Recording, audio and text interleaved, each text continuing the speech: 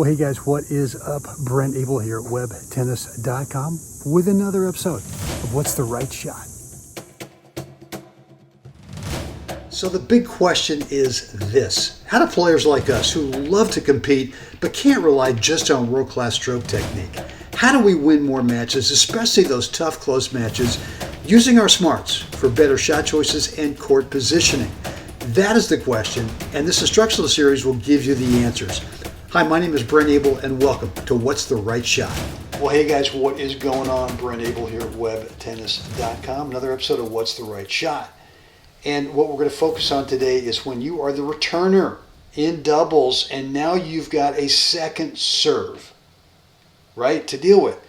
And I wouldn't say to deal with, you have a second serve opportunity here to do a couple of things. Number one is to take time away from the server by getting in close. And the only thing that you've got to do here is you've got to have some good footwork, because what I'm going to do is if I am hitting a second serve and I see that I've got an opponent that likes to move in like this, like Bruce is right here, I'm going to serve to the body most of the time. I want to force them to have good footwork. So if you're going to be aggressive with your court position as the returner by coming in, which I love, right? Because you're going to be able to take time away from that server, especially if they're playing serve and volley, is you've got to have excellent footwork to be able to create space away from the path of that incoming second serve, which Bruce does. And look, what's the right shot? Well, to me, the right shot is pretty simple here, right?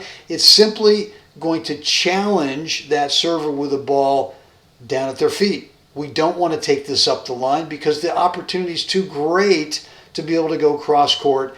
Get the ball in front of your partner and do it with some really simple, clean stroke technique. You don't need to crush this ball, because too often if you crush it, the ball stays up high. Good volleyers have no problem with that. But the other thing too is that we just make too many unforced errors. So your job is to create space away from the ball so that not only from the contact point here, which is pretty close to halfway between the service line and the baseline, you could hit it in such a way that you continue to move forward. And then when that server's got to deal with this nasty half volley right here, right? Bruce's partner, Chris, is right in front there, so the server's got to be super careful. And you know what? There's just too much to deal with here with all of this, and it's really tough to be able to play that half volley. So I know this is sort of anticlimactic, but what I want you to be thinking about is that simplicity is the key here, right? Simplicity in stroke technique is the key. Too often we get greedy, right? We move in and we get greedy right here. We think, I'm just going to crush the ball. And there's just too many times it doesn't work out. So keep the racket prep simple. Keep it behind pretty darn close to where you're going to make contact, right?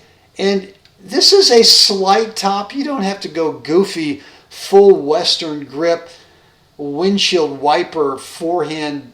No, look at where this is. Bruce is so much more focused on, I just want to move against it and get in, get a little bit of top, have it dip down, and now what's the server going to do? It might come back, but if it does come back, I'm betting the return team's going to win the point. So I'm going to play this in real time for you, but those are the takeaways for today, right? Simple shot choice in terms of what's the right shot. And look, keep the technique super dead simple.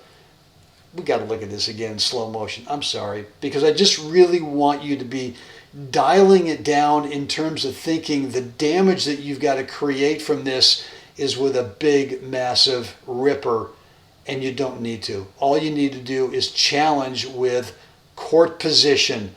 Court position. Look at where Bruce ends up, right? So there you go. All right, I'm going to play this in real time for you. And as always, want to know what's on your mind. Give me a question down below in the comments area, or just what your take is. Guys, as always, we got to get out there today, help someone else. Have a spectacular day. See you again next time. It is Brent back here with you. Really hope you enjoyed today's episode of What's the Right Shot. What I've got for you are 3 videos that you may not have seen yet. They are free, but they are private. Number 1 is the 80-20 reality mindset that we need to have between points so that we've got clarity and confidence when we play the next upcoming point.